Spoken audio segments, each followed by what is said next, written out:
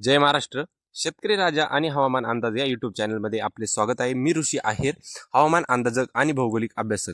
तर मित्रांनो, बघायला गेलं तर वातावरणात खूप मोठे बदल आपल्याला जाणवले आहे, कारण की आज सकाळपासूनच राज्यात अनेक भागांमध्ये ढगाळ परिस्थिती आहे आणि हवेची दिशा देखील बदललेली आहे आणि गरमीचे प्रमाण देखील राज्यात खूप वाढले आहे.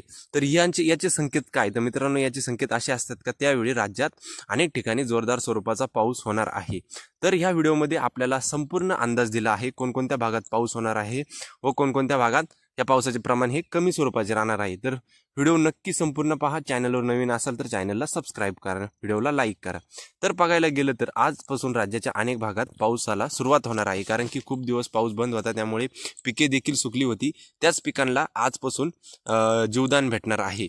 तर बघायला गेलं तर आजपासून कोणत्या भागात पावसाला सुरुवात होणार आहे, तर सर्वात प्रथम पश्चिम महाराष्ट्रातून पावसाला सुरुवात होणार आहे, कारण की जो कमी दाबाचा पट्टा आहे तो अरबी समुद्रात आहे आणि तोच कमी दाबाचा पट्टा हा वरती सरकत आहे. तर खास करून कोल्हापूर, सोलापूर, त्यानंतर अहिल्यानगर, मराठवाड्याचा काही भाग, या भागांना आज जोरदार स्वरूपाचा पाऊस राहणार आहे. 7 तारखेला देखील तीच परिस्थिती राहणार आहे. 7 तारखेला देखील राज्याच्या अनेक भागांमध्ये जोरदार स्वरूपाचा पाऊस दाखवला आहे. काही ठिकाणी हलक्या सरी होतील, काही ठिकाणी जोरदार होईल, तर काही ठिकाणी खूप जोरदार होईल, म्हणजे मुसळधार होईल.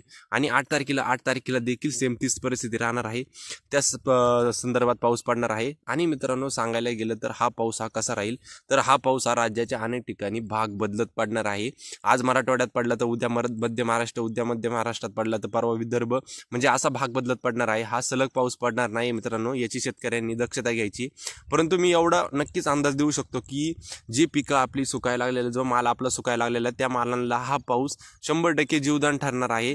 या पावसामुळे त्या पिकांचं आपल्या संरक्षण होणार आहे, ती पिकं आपली वाचणार आहे, त्यात काही हेच नाहीये मित्रांनो. आणि बघायला गेलं तर 12, 11 आणि 12 तारखेला ह्या पावसाचा प्रभाव त्याच प्रमाणात राहणार आहे.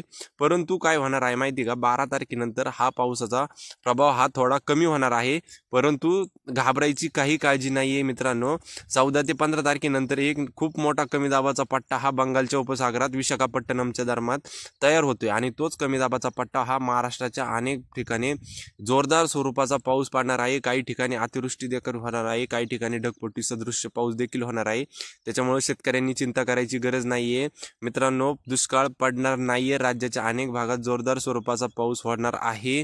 आणि ह्या अनेक म्हणजे शेतकऱ्यांना अनेक ठिकाणी वाटायला लागले की यावर्षी दुष्काळ पडतोय, काही तसं काही नाहीये, काळजी करू नका. जो विशाखापट्टणमच्या दरम्यान जो कमी दाब तयार होतोय तो 15 आणि 16 तारखेला मित्रांनो सक्रिय होऊन विदर्भाच्या पहिल्यांदा विदर्भ आणि मराठवाड्याच्या काही भागांमध्ये त्याचा प्रभाव टाकणार आहे. तसाच तो पुढं उत्तर महाराष्ट्र, मध्य महाराष्ट्र, पश्चिम महाराष्ट्र, संपूर्ण महाराष्ट्रात त्याचा प्रभाव हा जोरदार स्वरूपाचा राहणार आहे. 16 आणि 17 तारखेला आपण पाहू शकता.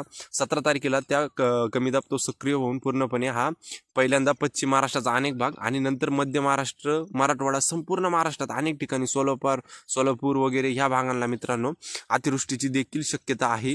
या भागांमध्ये जोरदार स्वरूपाचा पाऊस होऊन ओढे नाले देखील वाहणार आहे, नद्यांना पूर देखील येणार आहे आणि अतिवृष्टी देखील होणार आहे.